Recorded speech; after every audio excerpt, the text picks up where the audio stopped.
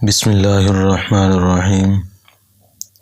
شروع اللہ کے نام سے جو بڑا مہربان نہایت رحم والا ہے۔ تمام ناظرین کو سیرت اسلامک ٹی وی کی جانب سے دل کی گہرائیوں سے خوش آمدید اور محبتوں بھرا السلام علیکم۔ شعبان کی 15ویں رات کو شب برات کہا جاتا ہے، چونکہ اس رات مسلمان توبہ کر کے گناہوں سے قطع تعلق کرتے ہیں اور اللہ کی رحمت سے بے شمار مسلمان جہنم سے نجات پاتے ہیں، اس لیے اس رات کو شب برات کہتے ہیں۔ اس رات کو لیلۃ المبارک یعنی رحمت نازل ہونے کی رات بھی کہا جاتا ہے۔ حضرت عطا بن یسار فرماتے ہیں، لیلۃ القدر کے بعد شعبان کی 15ویں شب سے افضل کوئی رات نہیں۔ جس طرح مسلمانوں کے لیے زمین میں 2 عیدیں ہیں، اسی طرح فرشتوں کے لیے آسمان میں 2 عیدیں ہیں، ایک شب برات اور دوسری شب قدر۔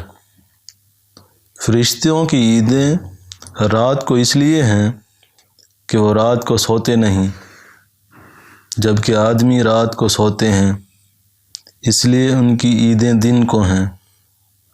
ارشاد باری تعالی ہے، قسم ہے اس روشن کتاب کی، بے شک ہم نے اسے برکت والی رات میں اتارا، بے شک ہم ڈر سنانے والے ہیں، اس میں بانٹ دیا جاتا ہے ہر حکمت والا کام۔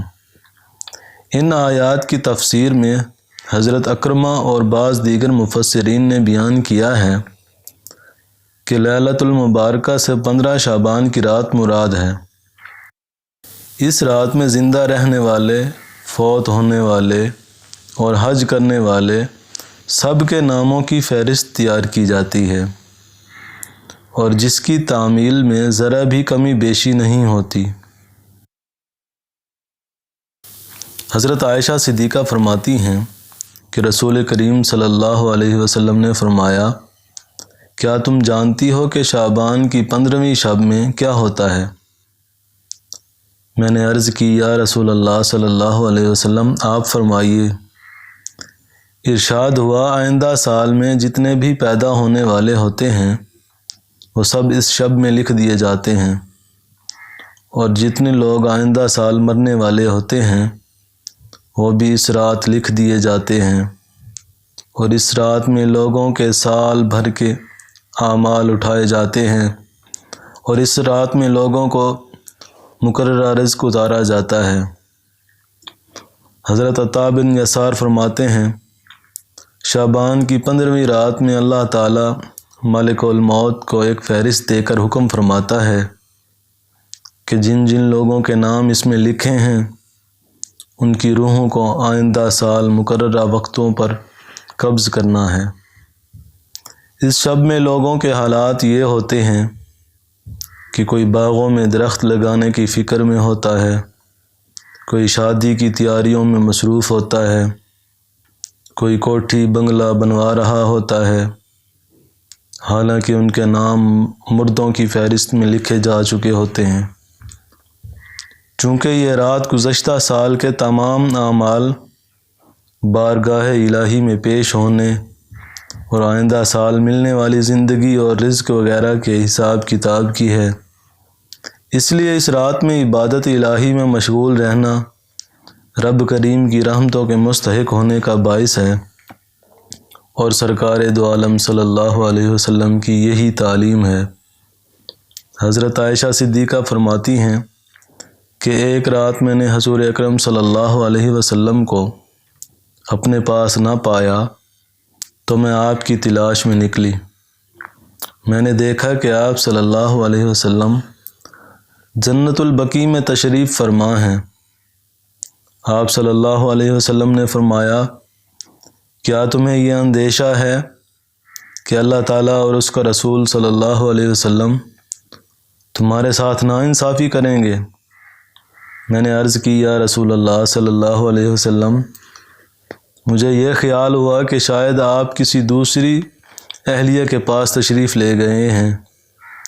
آپ صلی اللہ علیہ وسلم نے فرمایا، بے شک اللہ تعالیٰ شعبان کی 15ویں شب آسمان دنیا پر اپنی شان کے مطابق جلوہ گر ہوتے ہیں اور قبیلہ بنو کلب کی بکریوں کے بالوں سے زیادہ لوگوں کی مغفرت فرماتے ہیں۔ شارحین فرماتے ہیں کہ یہ حدیث اتنی زیادہ اسناد سے مروی ہے کہ درجہ صحت کو پہنچ گئی۔ حضرت ابوبکر صدیق سے روایت ہے کہ آقا و مولا صلی اللہ علیہ وسلم نے فرمایا، شعبان کی 15ویں شب میں اللہ تعالیٰ آسمان دنیا پر اپنی شان کے مطابق جلوہ گر ہوتا ہے اور اس شب میں ہر کسی کی مغفرت فرما دیتا ہے سوائے مشرک اور بغض رکھنے والے کے۔ شب برات فرشتوں کو بعض امور دیے جانے اور مسلمانوں کی مغفرت کی رات ہے۔ اس کی ایک اور خصوصیت یہ ہے کہ یہ رب کریم کی رحمتوں کے نزول کی اور دعاؤں کے قبول ہونے کی رات ہے۔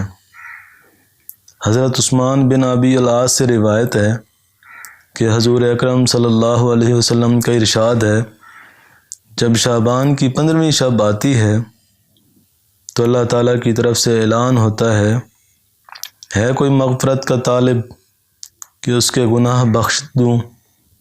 ہے کوئی مجھ سے معافی مانگنے والا میں اس کو معاف کر دوں؟ ہے کوئی مجھ سے مانگنے والا اسے عطا کر دوں؟